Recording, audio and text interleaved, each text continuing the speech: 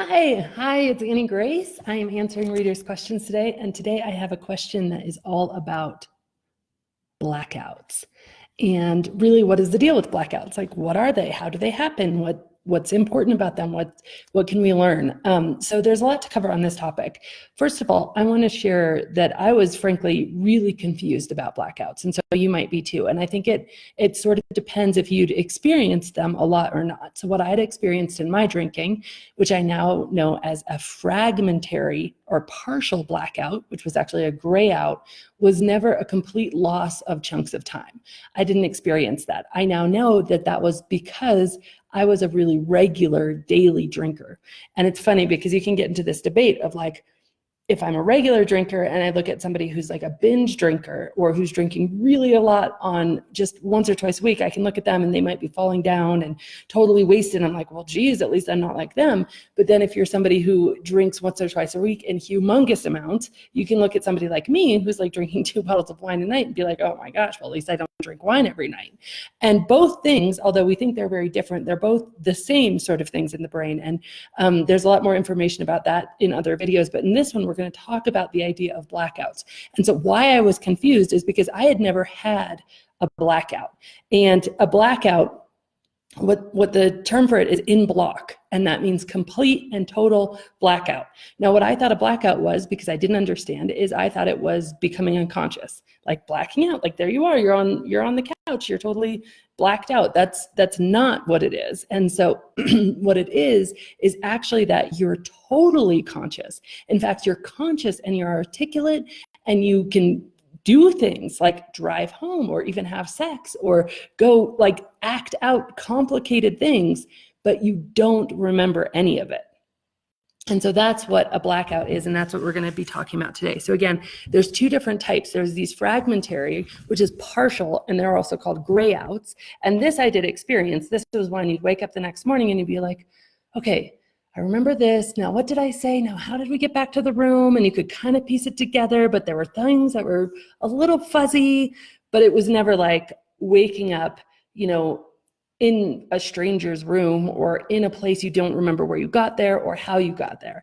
But a blackout is that experience. It's literally waking up perhaps and being like, what happened? What did I do? Where was I? How did this happen?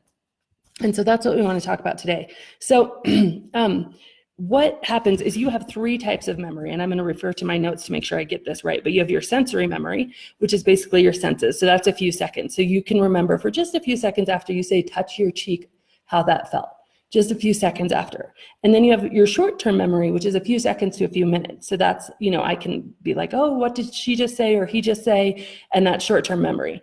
And then you have your long-term memory, where your short-term memory or what's happening around you gets encoded and stored in the brain. And alcohol can impair what's happening between your short-term memory and your long-term memory. And so in Sarah Hepela's book, Blackout, she actually says exactly this. She says that the blood reaches a certain alcohol saturation point and it shuts down the hippocampus, the part of the brain that makes long-term memories. And so another way to think about this, kind of the simpler non-scientific way, is just to think you have more or less, say you have a camera and that camera has a digital memory card and you're taking pictures with the camera and then you realize, oh my gosh, I didn't put in the memory card. So what's happening is you can still take pictures, you can still focus, you can still, zoom in and out with your camera, you can do all the functions a camera can do, but nothing is being recorded because the memory card isn't in there and because alcohol actually interrupts the pattern. Now, one thing that's interesting, and when you think about this, is like, wow, alcohol can cause your brain to literally not remember what was happening, and like not even not remember, but literally not record it. That's really intense. But there's a study published by the National Institute of Alcohol Abuse and Alcoholism, and this was published by Aaron White. He's a PhD, and he says, quote, if recreational drugs were tools, then alcohol would be a sledgehammer. And what he means like this is like if a recreational drug is a screwdriver, then alcohol is a sledgehammer. Like it impairs your balance, it impairs your motor coordination, it impairs your decision making. And memory impairments after just 1 or 2 drinks is one of the many, many, many things that alcohol does in the brain. It literally affects almost every part of your brain, is what he's trying to say here. And so the fact that it can completely erase, and not even erase, but make it so your brain does not even like process or encode memories, is just one of the many things that alcohol does. And so a few things to know about blackouts.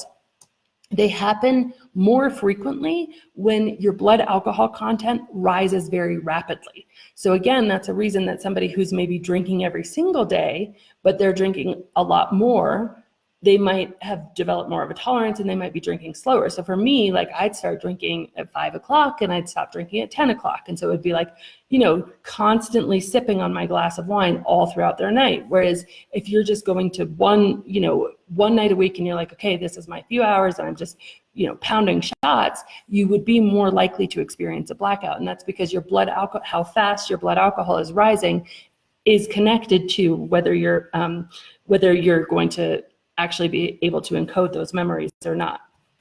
And it's really hard. Another thing that's important to know about blackouts, it's almost impossible for an outside observer to know when somebody is in a blackout, which if you think about it, that's scary, because you might not know that your friend is not going to be able to recall anything that he or she is doing.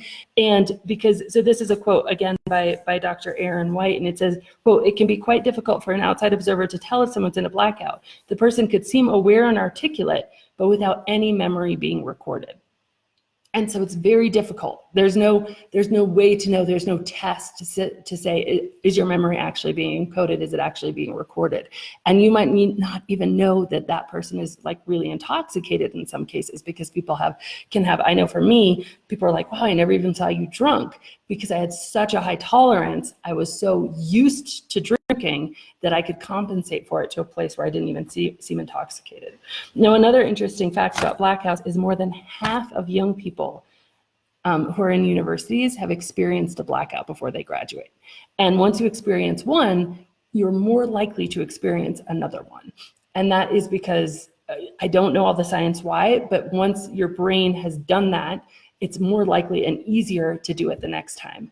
And so experiencing one blackout is often a very high indicator that you will experience more blackouts, which is interesting.